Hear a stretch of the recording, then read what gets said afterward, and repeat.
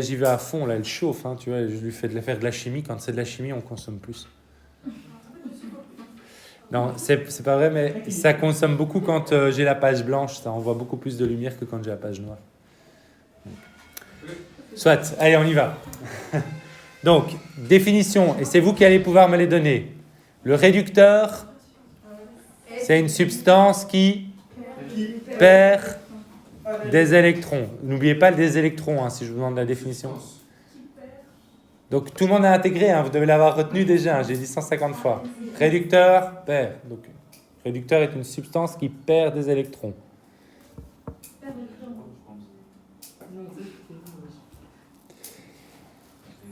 L'oxydant est une substance qui prend des électrons.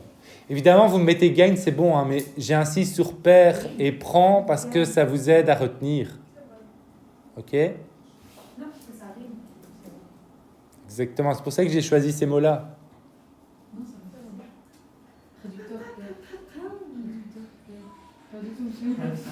Mais si, heure, R. Oui, enfin, essaye de trouver mieux, tu me diras. Hein, ça va ? Je fais ce que je peux pour vous trouver les moyens. Le but, c'est que vous... Heure, R, c'est quand même mieux que... Bon, alors, oxydation. Donc, l'oxydation, c'est la réaction qui forme un oxydant. On peut dire permet d'obtenir. Oui. Donc, non, avant, ne notez pas sans comprendre. Hein. Vous intégrez. Ouais, oui, je veux bien, mais donc, l'oxydation, c'est la substance. Pardon, l'oxydation, c'est la réaction qui forme un oxydant. Ça va ? Désolé. Une réaction qui forme. Un oxydant. Ah non. Vous intégrez, pas noter. Donc, quand vous écrivez, vous retenez ce que vous écrivez. Hein. D'accord ? Allez, chacun peut faire la définition tout seul de réduction.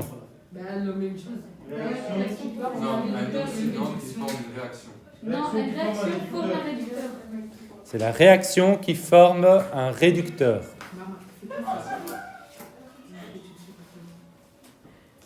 Attention, ceux qui n'ont pas réussi à le faire, c'est qu'ils n'avaient pas assez intégré la notion d'avant. Hein. Ok ? Donc vous avez vos définitions. Alors, une redox, les réactions de redox, c'est des réactions au cours desquelles ? Il y a une réduction et une réduction. Voilà, en même temps. Voilà, parfait. Ce sont des réactions, répète. Il y a une réaction où il y a une oxydation et une réduction en même temps. Voilà. Pouvez répéter vous, monsieur? Non, non. Myriam ? Je peux répéter, tout le monde écoute ? Il y a une réduction et une oxydation. Relis la définition. Les réactions redox sont des réactions au cours desquelles il y a une réduction et une oxydation en même temps. Une réduction. Non, tu dois... C'est parce que tu es en mode copie, tu peux pas faire ça, tu es en 6e, il faut arrêter avec ça. Tu es en mode copie, tu écoutes, tu comprends ce qu'elle dit et puis tu notes. Ça, c'est une prise de notes. J'ai une question. Donc répète encore une fois pour lui. Les réactions redox sont des réactions au cours desquelles il y a une oxydation et une réduction en même temps. Oui, non, tu aurais pu le redire à la même vitesse. C'est lui qui fait pas ce qu'il faut. Il doit... Ouais, c'est moi, Moi, je fais exprès de le faire comme ça, très rapidement, pour que ce soit pas de la dictée, pour que ce soit du sens. Vous écoutez le sens, vous comprenez, vous notez. Une dictée, les dictées, c'est pour le primaire. Ok ? Ici, c'est comprendre ce qu'on fait et écrire. Il faut une prise de notes. Ça va ? Et on répète suffisamment pour que vous ayez compris, mais il faut l'écrire en comprenant, pas en dictant. Vous sentez la différence ? J'insiste là-dessus, et ça, c'est peut-être plus important encore que de vous expliquer des redox. C'est hyper important pour le supérieur. Hein. Ce n'est pas des dictées, vous devez comprendre ce que vous écrivez. Mais c'est possible que, par exemple, on n'ait qu'une réduction. Alors, ça, c'est la question qu'on m'a posée tout à l'heure. Je répète, et je voudrais que vous écoutiez bien tous, parce qu'on m'a déjà posé la question, et je la répète encore. Attention, c'est une redox. Donc, vous aurez toujours une oxydation et une réduction. s'il y avait deux oxydations, la réaction ne marcherait pas, puisque il doit toujours avoir des électrons qui sont donnés et des électrons qui sont pris. Ok? Ça va? Ça me permet de vous redire rapidement un truc. Il existe, et vous allez trouver dans des bouquins d'autres définitions que vous pouvez retrouver et comprendre tout à fait de la même manière, mais à la limite, je préfère que vous ayez celle-là qui vient un peu de moi, que je retransforme de cette manière-là, parce que l'autre, vous pouvez la retrouver. Donc, on a vu ici, vous voyez la réduction. La réduction, c'est l'oxydant qui prend des électrons. Donc la réduction, c'est une réaction qui prend des électrons. Ça, on trouve beaucoup plus dans les bouquins, mais on peut la retrouver comme ça. L'oxydation, c'est une réaction qui libère des électrons. Mais plutôt que d'apprendre par cœur ça, je préfère que vous appreniez l'autre truc pour pouvoir tout retrouver et avoir compris et pouvoir me réexpliquer ça s'il faut. Ça va pour tout le monde? Ouais? Ok. Alors, j'en profite maintenant pour faire de la synthèse, pour un peu renforcer tout ça. Ania? Donc, vous avez ici le premier. Nous pouvons établir un parallèle entre les réactions acide-base et redox. J'essaie de chaque fois vous montrer qu'en fait c'était la même structure. Et ici on vient, ça me donne l'occasion de nous rappeler. Donc ici en fait, vous avez une substance avec un H+ en plus. Ok? Une substance qui possède un H+ et qui va le libérer, on appelle ça comment? Une substance qui libère un H+, c'est un Oxydant. Hey, n'importe quoi, j'ai entendu la bonne réponse. Un acide. Un acide, on retient, libère des H+. Une base, qu'est-ce qu'elle fait? Elle capte des H+. Ok? Donc, ici, on a affaire à... Donc ça, c'est votre H+. Donc ceci, c'est votre acide qui libère un H+, et devient la base conjuguée. Compris? Une base conjuguée. La base conjuguée de l'acide. Donc la base est la substance qui capte le H+, l'acide est la substance qui le libère. Ça va? Et la base, monsieur, elle prend le H+, c'est ça? Parce que chaque fois que c'est des hydroxydes, il y a un OH-. Mais garde, je vais terminer tout ça. Prépare ta question note là. Pour la fois prochaine, tu me poses bien la question. Et je peux juste changer un H+ dans la direction? Non, ça c'est parce que tu es dans Arrhenius. C'est pas la dernière définition. Monsieur, base prend H+. Alors, une base, elle prend des H+. Donc vous voyez que rien qu'avec ce petit dessin, vous avez les définitions. Hein. Vous avez les définitions d'un acide et d'une base. Selon Bronsted-Lowry. Attention, on me fait la remarque par rapport à OH-. La définition avec OH-, c'est la vieille définition d'Arrhenius. Ok? Je peux vous poser, mais vous ne devez pas forcément utiliser. Est-ce que c'est compris? Oui? Si je la pose, ça peut être une question de théorie. Ça marche? Alors, je passe à la suite. Ici, donc on va avoir, donc ça c'est pour les acides bases, maintenant on va faire les redox, voir la même démarche. Vous voyez qu'ici j'ai mis un électron. Vous avez un électron ici. Donc, il y a une substance, donc cette substance, qu'est-ce qu'elle va faire? Elle va...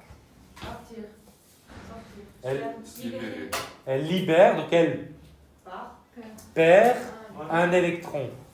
Si c'est une substance qui perd un électron, c'est un réducteur. Ok? Donc ici, on a un réducteur qui perd un électron. Et la substance ici, qu'est-ce qu'elle fait? Oxydant.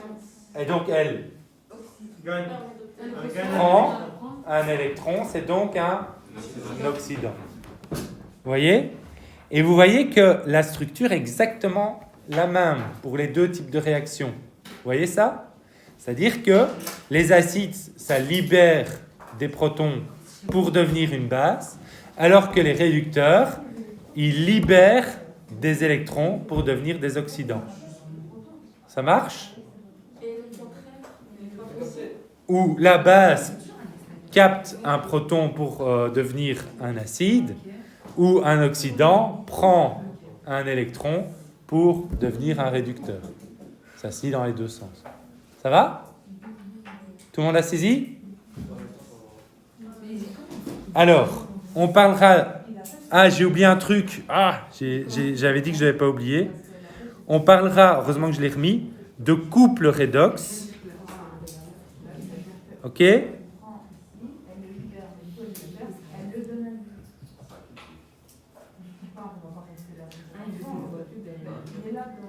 Pas une seconde, mais je dois faire les couples. Ça marche? Alors, les couples, j'ai oublié de le faire, donc je vais reprendre l'équation ici. Ok? Et on va reprendre l'autre équation aussi. Il y a des couples redox. Alors, la règle pour les couples, si je vous demande les couples redox, ok? Ben, les couples, c'est chaque fois me mettre l'oxydant avec la barre et puis réducteur. Donc, il suffit de reprendre ce que vous m'avez mis et les réécrire. Dans la première équation, c'est quoi l'oxydant? Ag+. Donc, j'écris Ag+, barre Ag. Est-ce que tout le monde a saisi ce que j'ai fait? Non. Donc, j'ai juste repris. Si je pose la question comme ça, quels sont les couples redox? Eh bien, j'écris l'oxydant et puis le réducteur. Donc, j'écris Ag+, Ag. Est-ce que tout le monde a compris? Et du coup, Et le deuxième, ce sera quoi? CU, barre. Attention, Non, c'est U2 plus. l'oxydant, donc Cu2+, Barre, Cu. Tout le monde a vu? La règle, c'est quoi? Je vous ai dit, pour quand on écrit les couples, c'est conventionnel. Il n'y a pas de raison a priori. C'est concentré. C'est conventionnel, c'est décidé comme ça. Donc, oxydant, barre, réducteur. Donc, qu'est-ce que j'écris? Cu2+, Cu.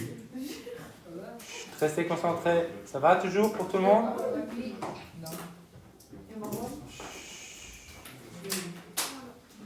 Mariam. C'est clair? Ouais. Donc, je réécris. Redites-moi encore une fois. CU de plus, barre. Ça va? Ok. Vous avez vos couples. Est-ce que vous pouvez chacun refaire la même chose pour les couples ici? Donc, faites-le pour vous. Chacun le fait. Et puis, on donne la réponse. Donc, pour l'équation juste avant, avec le zinc, donc à la page 3. Non, chacun... Oui, je sais. Mais chacun le fait. Comme ça, je vérifie. Ça me permet, moi, de vérifier s'il y en a un qui ne comprenne pas. Parce que je ne sais pas si vous avez remarqué, de temps en temps, il y en a qui ne comprennent pas, mais qui ne me disent rien.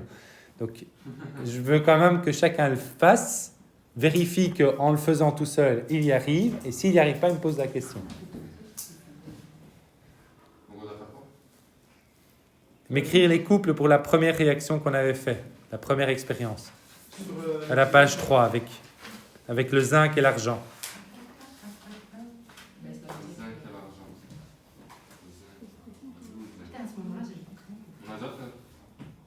De quoi? Non, on n'avait pas écrit les couples. Ah si, on l'avait fait. Oh là là. Donc, c'est quoi les couples alors? C'est Ag de Ag++. Non, ce n'est pas les Non, couples. les couples, c'est AG+, AG+, AG. plus.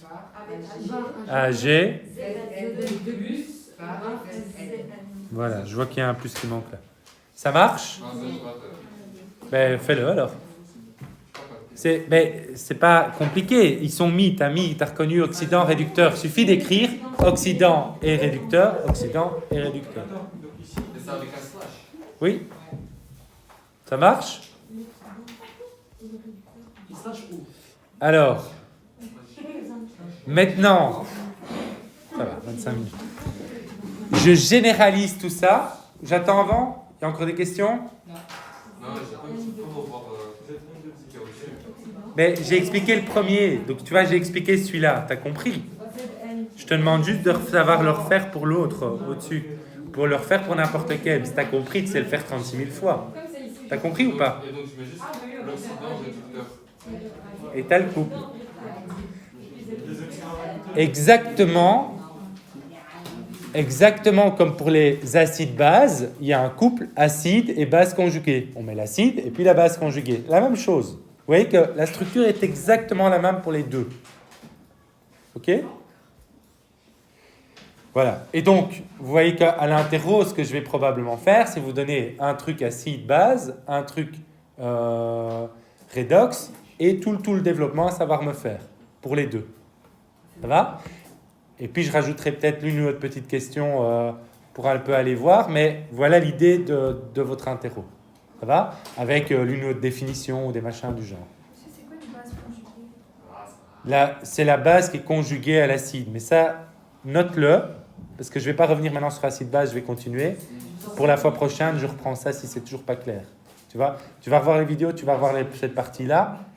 Tu prépares bien ta question et puis tu me redemandes. Ok, on enchaîne. Je généralise maintenant. Je le mets de telle manière pour encore une fois vérifier que vous avez bien compris. Mais je vais le faire de telle manière à ce que ce soit pour n'importe quelle équation. Ça va? Donc, je vous montre. Je vais, par exemple, j'aurais pu commencer avec réducteur, mais je vais commencer avec oxydant, mais j'aurais pu faire l'inverse. Ok? Je écris ma première demi-réaction. C'est-à-dire qu'un oxydant, qu'est-ce qui devient? Un réducteur. Donc, qu'est-ce qu'on a dit? L'oxydant, il prend des électrons. Donc, je vais mettre plus des électrons et je les mets où? Réactif ou produit? Produit. Si c'est moins, c'est produit, c'est plus. Il prend. Passer au réactif. Donc, j'écris à gauche ou à droite? Moi, je trouve ça un peu produit. C'est à gauche. Pourquoi? C'est l'oxydant. Voilà, produit. Ça, c'est les réactifs. Hein? Non, j'ai dit, je l'ai redit en début d'heure. Les réactifs deviennent des produits. Les réactifs, c'est avant la réaction. C'est la définition, ça s'appelle comme ça. Les réactifs, c'est avant la réaction. Les réactifs, c'est ce qui réagit. Donc, c'est avant la réaction. Les produits, c'est après. OK? Donc, le plus, il est du côté des réactifs. Ça va? Est-ce que vous comprenez pourquoi c'est du côté des réactifs? L'oxydant, il prend. Donc, je vais mettre plus N. N, c'est pour dire n'importe lequel nombre entier d'électrons. N électrons. Et il devient un réducteur. Ça va? J'ai généralisé les cas qu'on a vus précédemment pour que vous compreniez qu'on peut le faire avec n'importe quel cas. Ça va? Est-ce que tout le monde a compris? Qui n'a pas compris? Personne? Alors, du coup, vous pouvez tous me faire la deuxième demi-réaction. Le réducteur, qu'est-ce qui va devenir? Un oxydant. Et alors, qu'est-ce qu'on fait? Donc, le réducteur, il perd les électrons. Donc, où est-ce que j'écris mes électrons? À droite ou à gauche? À droite, c'est du côté des produits. Donc, plus N électrons. Ça, c'est généralisé. Ça va?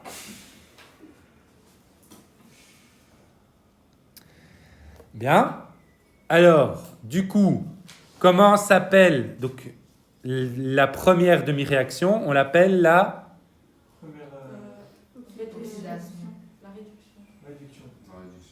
réfléchissez tous, tout le monde est d'accord? Le but de la réduction, c'est d'obtenir un réducteur. C'est donc une... Ok? Vous voyez que je répète tout le temps la même chose pour que ça rentre, hein, mais à l'interro, il ne faut pas oublier. Hein.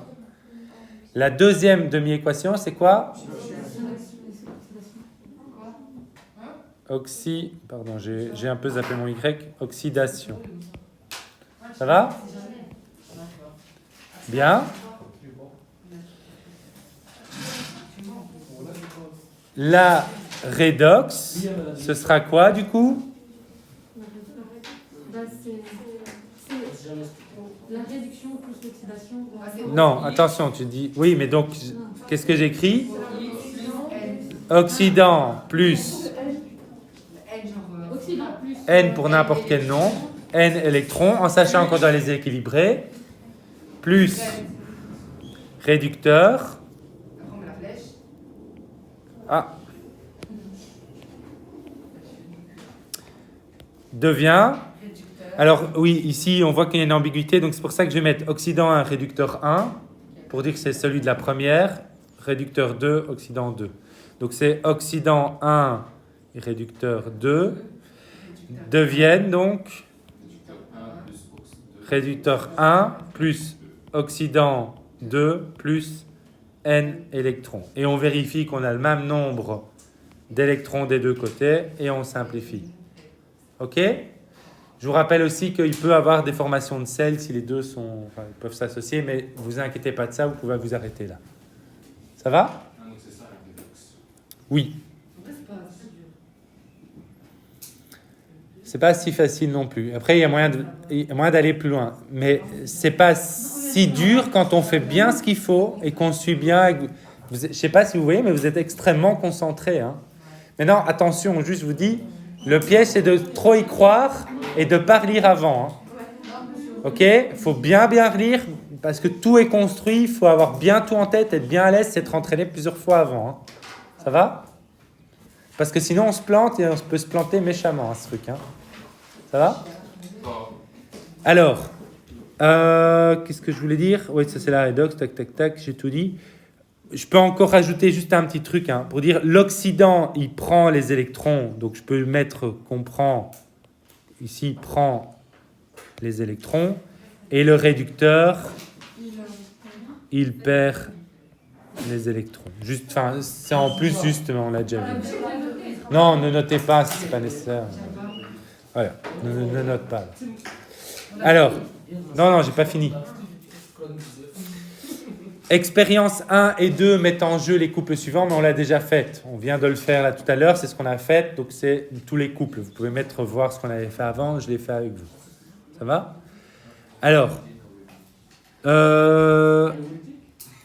Alors, notons certaines espèces, comme ça vous n'avez pas peur d'un truc en apprenant par cœur, je ne sais pas moi.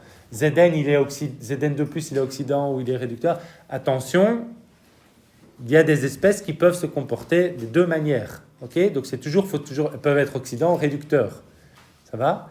Donc, il faut voir parfois, par exemple, Cu+, dans certains cas, il peut être oxydant, dans certains cas, il peut être réducteur. Ça dépend de la situation. Donc, pensez juste à ce que je vous ai dit, on prend ou on libère. Ça va? Vous suivez la règle qu'on a apprise. Ça va? Oui? Tu vas voir, ça va vite maintenant parce qu'on a fait l'essentiel, on a fait ce qui était dur. Toute la suite, elle va assez vite. Quoi, on parle des piles, là? Tu vas comprendre. Donc, je vais terminer là-dessus, c'est mon dernier point. Donc, qu'est-ce que c'est qu'une pile? Eh bien, vous avez la structure d'une pile. Alors, parfois, les piles que vous avez, c'est avec des matières sèches, etc. Mais ça fonctionne toujours sur à peu près le même principe. OK? Même si ce n'est pas forcément liquide ou autre. Je vais vous expliquer comment on peut fabriquer une pile et surtout, quel est le lien avec la redox. Parce que c'est ça qui va vous permettre de le comprendre.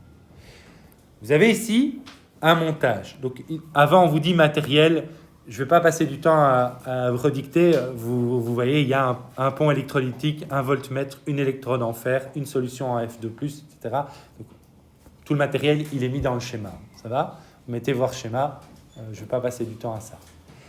Par contre, je vais m'intéresser à qu'est-ce qui se passe et essayer d'expliquer. Ça va? Donc, on va essayer de comprendre ça et décortiquer ça.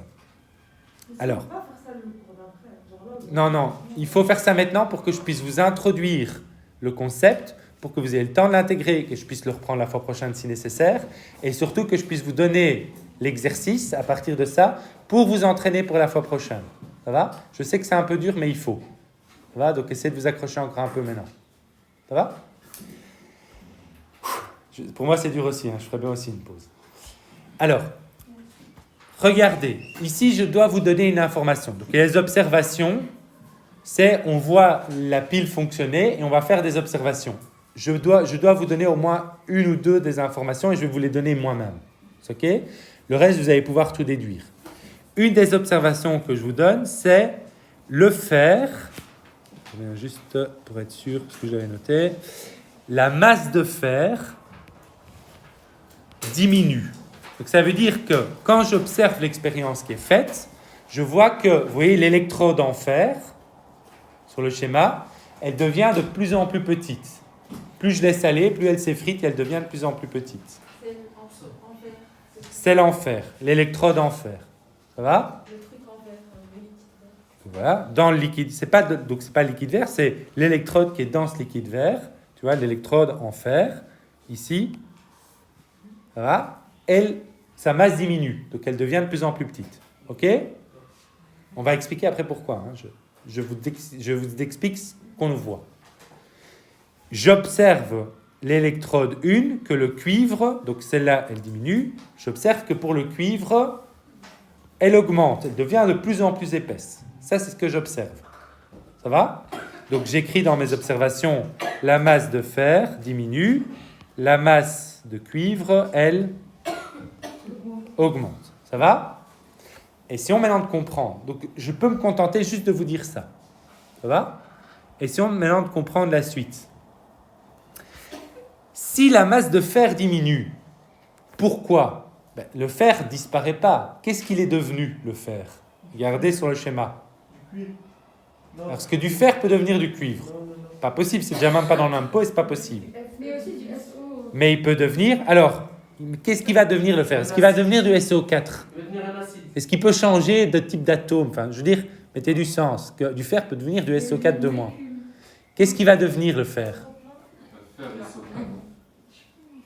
Qu'est-ce qui devient le fer ? Mais il s'est mélangé. Pensez à tout ce qu'on a fait. J'ai un Ah, réducteur. il s'est oxydé. Il s'est réduit. Il s'est oxydé ou il s'est réduit, ça on va en discuter après, mais en effet, donc il est devenu quoi ? Voilà, c'est ça que je veux savoir. Il est devenu Fe2+, c'est ça qu'il faut voir. Ok ? Donc le fer, puisque il a l'air d'être disparu, qu'est-ce qu'il est devenu ? Il est devenu du Fe2+, c'est-à-dire qu'il est parti dans la solution. Donc le Fe2+, qu'est-ce qu'il fait ? Il libère. Non, il augmente. La quantité d'Fe2+, augmente. Oubliez les électrons pour le moment, on va le faire après. Ok ? C'est juste de comprendre ce qui se passe. S'il y a du fer qui diminue, ça veut dire qu'il est devenu du Fe2+. Vous avez compris l'idée ? Donc, je peux écrire ici, la masse de fer diminue, et la concentration, alors les crochets, ça veut dire concentration. Ok ? Ça veut dire la quantité en solution. La concentration de Fe2+, elle fait quoi ? Elle augmente. Alors, de l'autre côté, maintenant vous allez pouvoir le faire, le cuivre, la masse de cuivre augmente, mais d'où il vient ce cuivre ? Regardez, non, vous ne réfléchissez pas. C'est U2+. C'est Cu2+ en solution, qui va donc diminuer parce qu'il va être transformé en Cu. Donc c'est Cu2+ qui devient Cu, et Fe qui devient Fe2+. Vous voyez ça ? Donc, je vois qu'il y a du fer qui se fabrique. D'où il vient ce fer ? Il vient de Fe2+ dans la solution. Ok ? Donc c'est... pardon, il y a du Fe... Je me suis trompé là, j'ai inversé. Il y a du Fe qui disparaît. Donc qu'est-ce qu'il est devenu ? Il est devenu Fe2+. Il y a du cuivre qui apparaît, mais d'où il vient ? C'est Cu2+, qui est devenu du Cu. Donc, vous savez dire que Cu2+ diminue et Fe2+ augmente. Compris ? Oui ? Sûr ? Alors, maintenant, je vais écrire mes deux demi-réactions. Donc, interprétation, on va essayer, il y a toute l'explication, etc., mais je vais y venir après, je vais vous l'expliquer. Dans le Berlin A, je vais noter l'équation. Donc, on avait Fe. Donc, j'écris comme on avait appris la dernière fois. Fe, qu'est-ce que j'écris après ? Flèche. Devient Fe2+. Fe2+. OK ? Donc, Fe devient Fe2+. Qu'est-ce qu'il y a comme problème ? Qu'est-ce que vous remarquez ici ? Il a perdu 2 électrons. Voilà, on doit expliquer, il a perdu 2 électrons. Donc, j'écris où ? Les 2 électrons ? Plus 2 électrons au niveau des... Donc, au niveau des Oxydant. produits. Ok, comme ça, je revois les modes vocabulaire. Ça va ? Des produits. Ça va pour tout le monde, ça ? Alors, essayons l'autre. Ici, on voit que qu'est-ce qui se passe ? C'est quoi qu'on a au départ ? C'est quoi qu'on obtient à la fin ?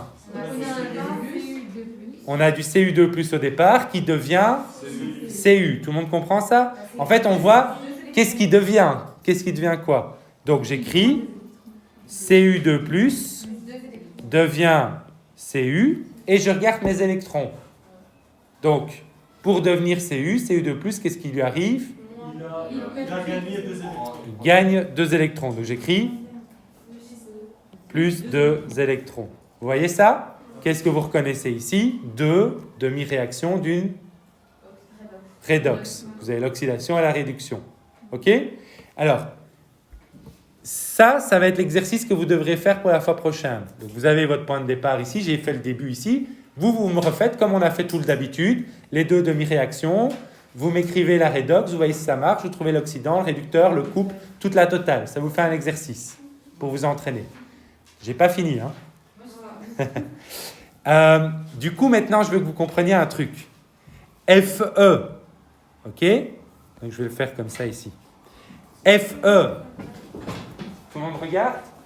FE, il devient FE2+. Et donc, qu'est-ce qu'il fait? Il perd 2 électrons. Ok? Il libère des électrons. Donc, il y a des électrons qui vont se retrouver dans la tige. Ok? Partir dans le fil. En même temps, de l'autre côté, Cu2+, il va devenir Cu. Donc, qu'est-ce qu'il va faire? Il va prendre des électrons. Ça va? Il prend les électrons. Et donc, en fait, qu'est-ce qu'on a juste à faire quand on a nos 2 potes? Tout ce qu'on a à faire, c'est faire quoi? Les relier par un fil pour que les électrons puissent passer par le fil. Vous comprenez? On fait ça, on relie, je mets une petite lampe, une ampoule, ok? Et qu'est-ce qui s'est passé du coup? Ça s'allume. On a fabriqué une pile qui permet le passage du courant électrique. Vous comprenez? La redox ici, dans ce cas-ci, elle nous permet de fabriquer un courant électrique. Ça marche? Donc, la fois prochaine, vous me faites l'équation. Ça va? Vous regardez tout, vous me posez vos questions. Vous me posez vos questions sur acide-base, sur ça. Si on a encore après du temps, j'invente des exercices et on continue à bosser dessus. De quoi? Non, j'ai pas tout fait. Hein. Donc, j'ai juste démarré pour que vous voyez. À vous de faire l'équation redox après. Alors, je dois encore vous expliquer un truc parce qu'il y a un problème. Là, ça a l'air simple comme ça, mais dans l'exercice, il y a le pont électrolytique. Si je ne mets pas ça, ça ne marchera pas. Ok? Dans la vraie vie, ça ne marchera pas. Et je vais vous expliquer pourquoi. C'est la toute dernière étape que je dois vous expliquer. Ça va? Donc, fois prochaine, vous terminez ça et puis je vous explique le pont électrolytique.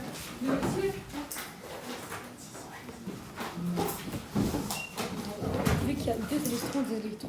Mais comment on va faire le x2? Bah, tu te fais pas x2.